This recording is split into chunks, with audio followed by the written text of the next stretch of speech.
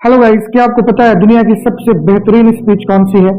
एक ऐसी स्पीच जिसके बारे में संदीप माहेश्वरी सर ने अपने एक सेमिनार में कहा था, आई स्ट्रांगली रिकमेंड कि आप ये स्पीच अपने जीवन में एक बार जरूर सुने। एक ऐसी स्पीच जिसे सुनने के बाद किसी का भी मन कुछ कर गुजरने के लिए कर जाएगा। एक ऐसी स्पीच जो दी गई थी स्टैनफोर्ड यूनिवर्सिटी में सन 2005 ईस्वी में, और ये स्पीच दी गई थी एप्पल कंपनी के फाउंडर स्टीव जॉब्स के द्वारा। जी हाँ दोस्तों, यही वो स्पीच थी जिसे आज दुनिया की बेस्ट स्पीच मानी जाती है। आज के वीडियो में मैं आपको इस स्पीच के मुख्य बातें, मुख्य पॉइंट्स बताने वाला हूँ। ये स्पीच इंग्लिश में है, इस वजह से कई लोग नहीं सुनते हैं, तो मैंने सोचा इसको हिंदी में आपको इसकी मेन बातें बता दूं। तो वीडियो में एंड तक बने रहिए ताकि आप इस स्पीच की सारी इंपॉर्टेंट बातों को समझ सकें। गाइस, स्टीव जॉब्स की 50 साल के अनुभवों को उन्होंने 15 मिनट में इस स्पीच में बताने की कोशिश की।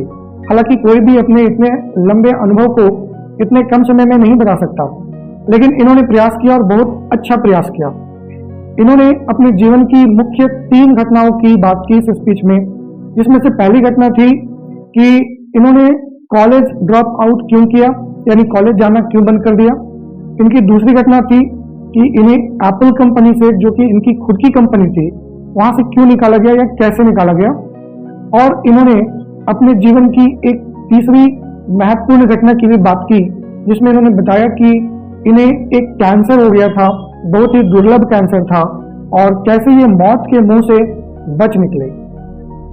स्टीव जॉब्स का मानना है कि जीवन में जो भी चीजें होती हैं, अच्छा या बुरा, वो भले के लिए होती है, मतलब जो होता है अच्छे के लिए होता है। इनके तीनों घटनाओं से, इनके जीवन के तीनों घटनाओं से हमें तो यही समझने में मिला कि जो कुछ होता है वो अच्छे के लिए होता है। चाहे इनका कॉलेज से ड्रॉप आउट करना, चाहे एप्पल कंपनी से निकाला जाना, हर बात इनके जीवन में आगे चलकर सही और सार्थक साबित हुआ। वो कैसे, अब मैं आपको बताता हूँ। इन्होंने बताया कि इनके पेरेंट्स, जिन्होंने इन्हें अडॉप्ट किया था बचपन में ही, उन्होंने इनकी अच्छी परवरिश की और 17 साल की उम्र में ये कॉलेज गए।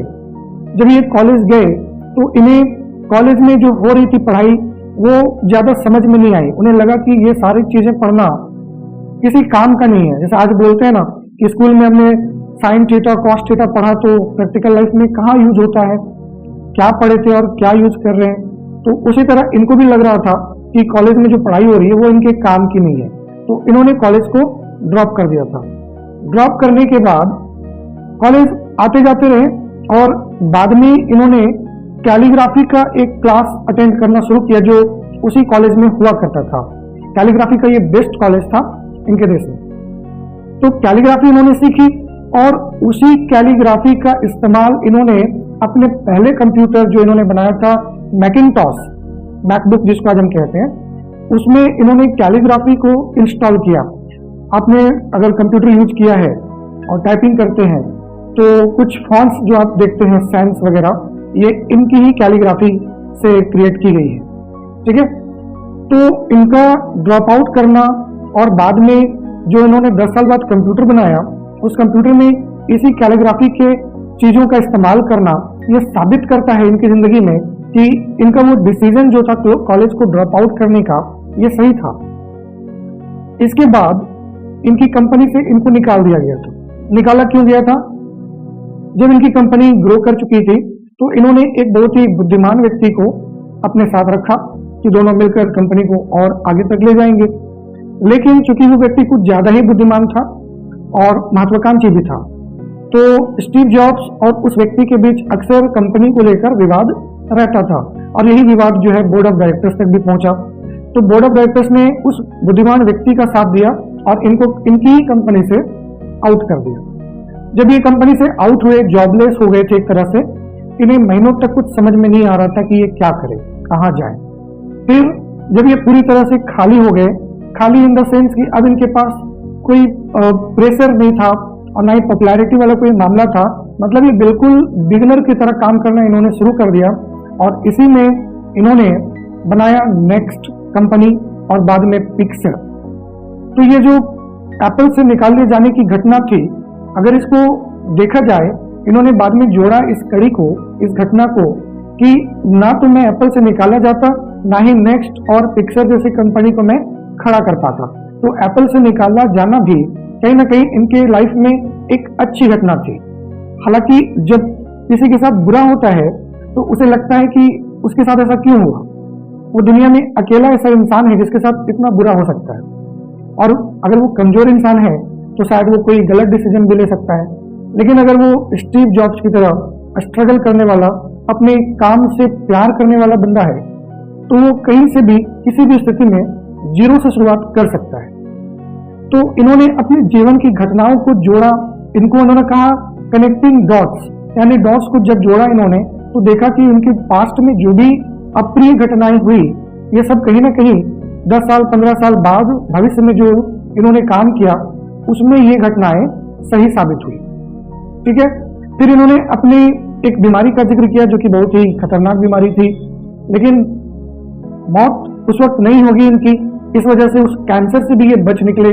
और उसके बाद इन्होंने स्टैनफोर्ड यूनिवर्सिटी में ये लेक्चर, ये स्पीच दिया था जो आज वर्ल्ड की बेस्ट स्पीच मानी जाती है। दोस्तों, अब अगर मैं इस पर अपनी राय या अपना रिएक्शन दूं तो मैं बस इतना ही कहूंगा कि मैं भी स्टीव जॉब्स की इन बातों से, उनकी फिलॉसफी से कि जीवन में जो भी होता है अच्छे के लिए होता है, सहमत हूं। आई डू एग्री, मैं भी एग्री करता हूं, क्योंकि कोई भी काम बुरे के लिए हो ही नहीं सकता। जो चीज आज हमें गलत लगता है, आप इसी को 10 साल बाद सोच के देखना तो आपको पता चलेगा कि उस वक्त ये घटना सही हुई थी। अगर ऐसा नहीं होता तो आज मैं इस जगह पे नहीं होता। स्टीव जॉब की बात आप छोड़ दीजिए, आप आम जिंदगी में या अपनी खुद की जिंदगी में ऐसी घटनाओं को इवैल्यूएट करके देखिए कि 5 साल 10 साल पहले आपके साथ ऐसा क्या हुआ था जो आपको उस वक्त बहुत बुरा लगा था, लेकिन आज उसी एक छोटी या बड़ी घटना की वजह से आप किसी अच्छे मुकाम पर होंगे। मेरे साथ तो ऐसा बहुत कुछ हुआ है। मैं सोचता हूं अगर वो ना होता तो ये भी ना होता जो आज मैं कर रहा हूं, या जो भी मैं हूं, या जो भी मैं बनने की राह पर हूं। तो मैं उनकी इस बात से बिल्कुल सहमत हूं, जो होता है अच्छे के लिए होता है। आपको स्टीव जॉब्स की ये स्पीच और इनमें बताई गई बातों को सुनने के बाद कैसा लगा, ये आप कमेंट करके जरूर बताइए।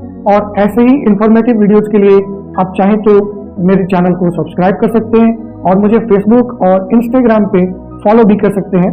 मेरा आईडी है मेहराब शेख। मिलते हैं नेक्स्ट वीडियो में। Till then take care, good bye.